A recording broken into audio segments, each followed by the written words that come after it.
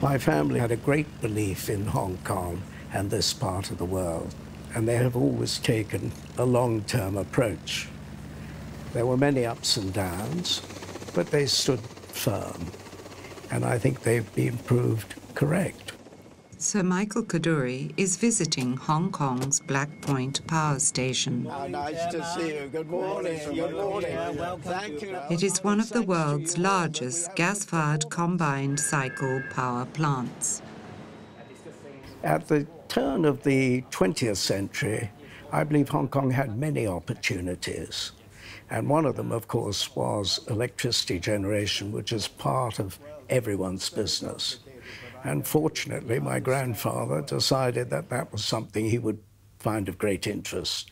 So from the very start, the Kadoorie family have been involved with what in the beginning was Shu & Tombs and Company, and subsequently became China Light and Power. Across the harbour from Hong Kong Island was the Kowloon Peninsula, with its small bays and villages. The quiet streets were lit by gas lamps, but there were those who could see potential in this quiet backwater, the promise of growth and prosperity. Men like Robert Chuen, who in 1900 first registered the China Light and Power Company. He and investors were supplying electricity to Guangdong province through the Canton Electric and Fire Extinguishing Company, and reverted to Kowloon to build a small power station in Chatham Road. When the Kowloon Canton Railway opened, China Light and Power was contracted to supply electricity to the station buildings. The future was looking bright. The Kadoorie family was now very much involved. Sir Ellie and his brother Ellis had arrived in Hong Kong.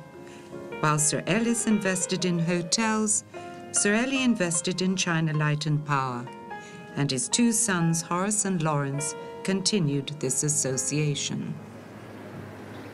In 1921, the company moved to a new power station at Hock Yuen. 1,000 kilowatts of power was produced, 5 times the initial capacity of the old station. In 1935, the management, with the support of the board, now under the chairmanship of Lawrence Kadoorie, decided that the station must be expanded. A new powerhouse, workshop and store were all erected on reclaimed land.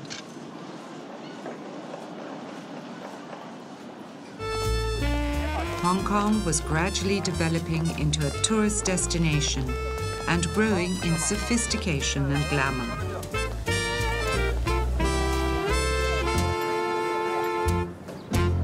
But clouds of war were gathering over the Pacific. On the 8th of December, 1941, Kai Tak Airport and Kowloon were bombed. China Light and Power's engineers blew up the power station to disrupt occupying forces. In 1945, Hong Kong was liberated by the British Navy. Japan surrendered. Hong Kong was in a poor state of repair. Electricity was scarcely available. With power from a British submarine, China Light and Power limped back into action. There was only one turbine working, and there was one cable across the harbor. There were rats everywhere. The place was filthy. But the main thing was to get busy again, and without electricity, you couldn't get busy. But across the border, events were about to confront Hong Kong with an even greater challenge. On the 1st of October, 1949, Chairman Mao proclaimed the People's Republic of China. Thousands began to flood across the border at Lo Wu. The refugees came with few possessions and nowhere to live. Vast squatter communities were quickly established on the hills above Kowloon. Conditions were dangerous and volatile. A devastating fire broke out at Shep Kip May squatter camp on Christmas Day, 1953. Over 50,000 people were made homeless overnight. On Boxing Day morning, the government initiated a resettlement housing scheme. With it came an immediate need for a safe and reliable power supply. After we moved to the resettlement blocks, life became more stable. We had a shared sense of togetherness. We learned to live in harmony, to care for each other, and to help each other. Later in my films, I emphasize unity, friendship, hope, and justice. This is all inspired by the hardships and endurance that we experienced in the resettlement blocks.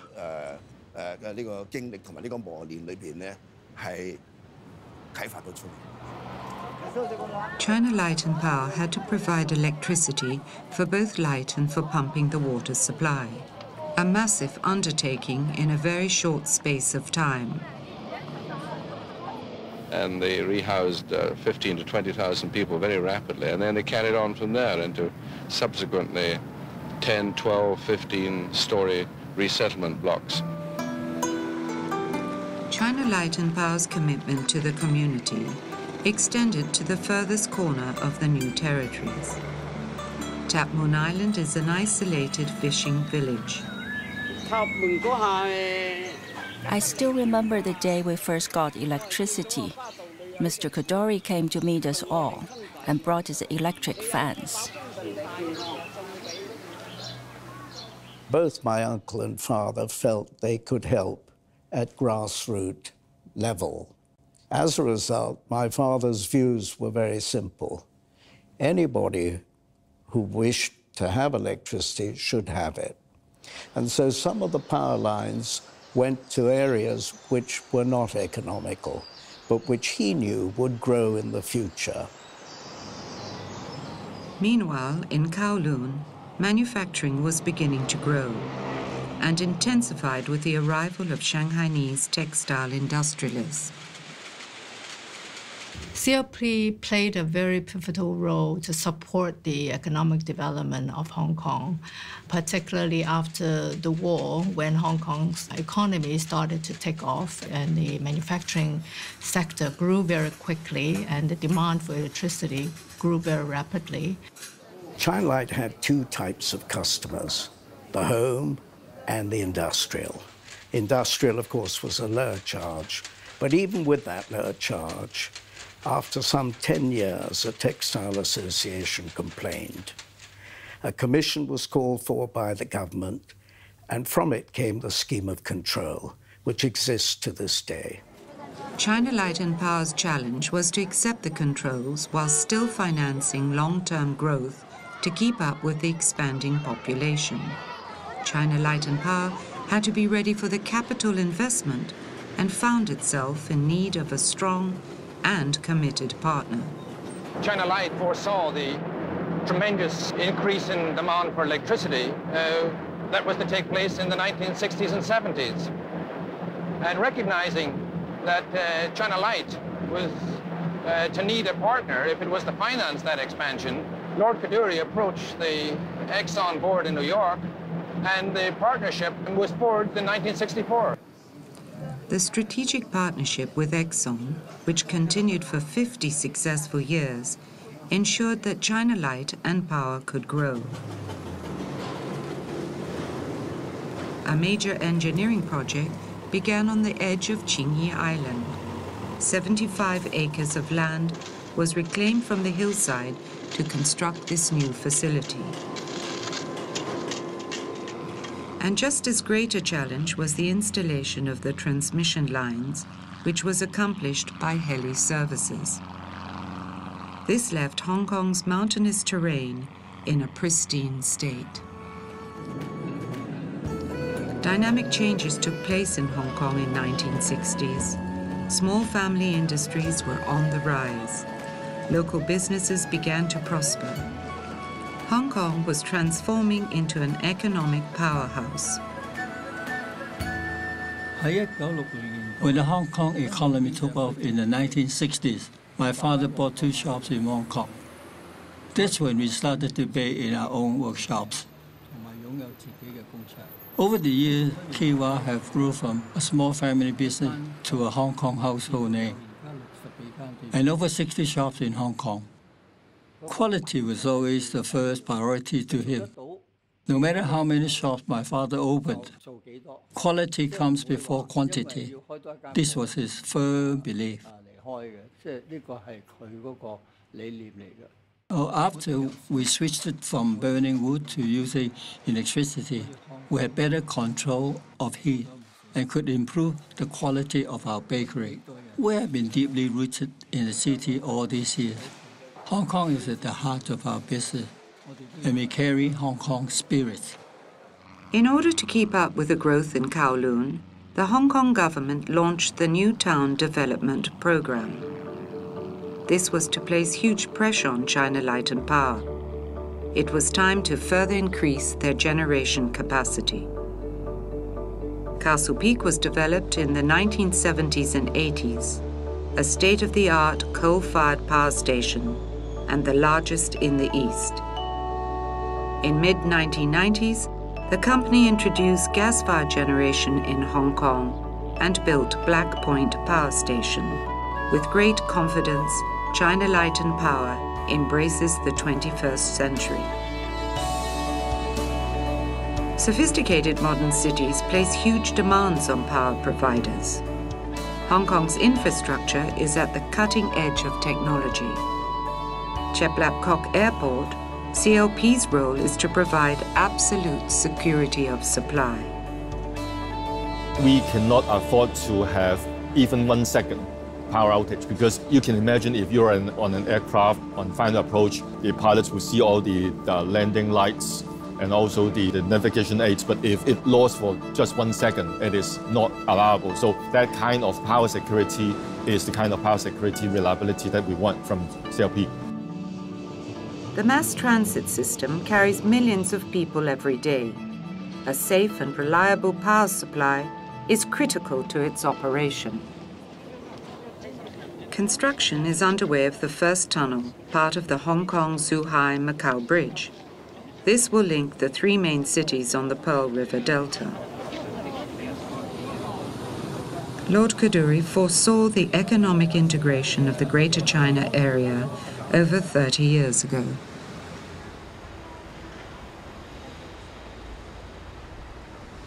We can see that this area of the world is going to develop as a neutral point of contact between 2 ideologies, 2 different ideologies and 2 different systems of government.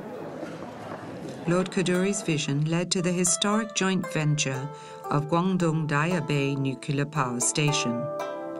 Today, Daya Bay continues to provide a quarter of Hong Kong's power supply.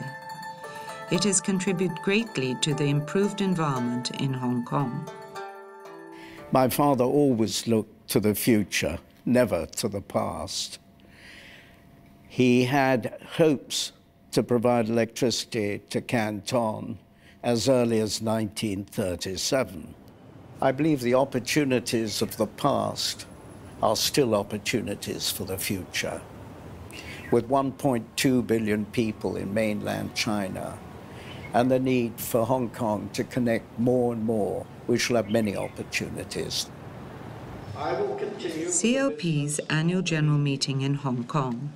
Sir Michael Kadoorie has been chairman for more than 20 years. Hong Kong is very much home for the family, and I'm the 3rd generation, and they are 2 further generations. So we very much are belongers here.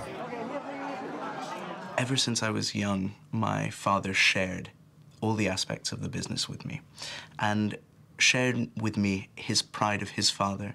And I've developed a pride in my father and in all of the businesses. Hong Kong has been CLP's home for more than a century, and the Kadoorie family have a very similar association with Hong Kong. So it's not surprising that over time our values have become very assimilated, very close together. We care about Hong Kong. We care that we provide a good service to our customers in Hong Kong.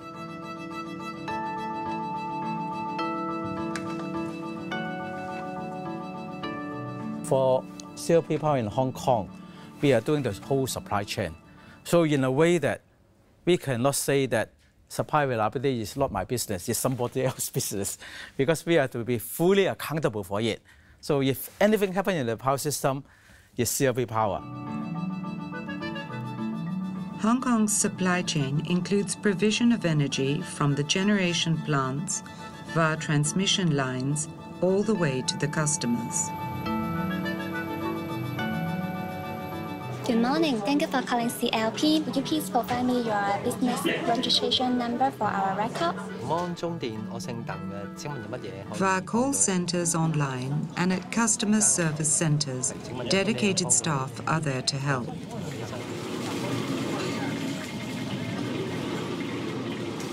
When a customer needs advice on how to reduce his energy bills, an account manager makes a visit to his home or business. Since Tune Key Restaurant switched to electric stoves, it has saved 20% of fuel costs. Service to the community is at the company's heart. Technician Chan Kwok Shing was able to provide an emergency generator to an elderly man dependent on a ventilator. The entire family came out to say thank you. To be able to help them made me happy.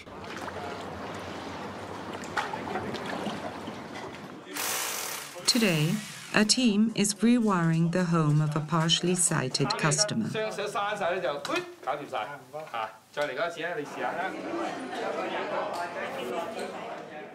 In Hong Kong, CLP's volunteers are involved in a wide variety of community programs.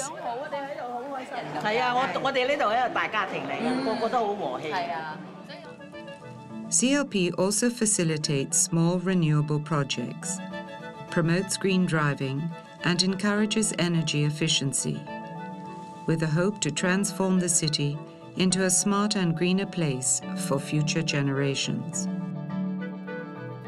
Through its journey of over a century, CLP has left its footprints across the Asia-Pacific. CLP's greatest consideration is to preserve the quality of the environment.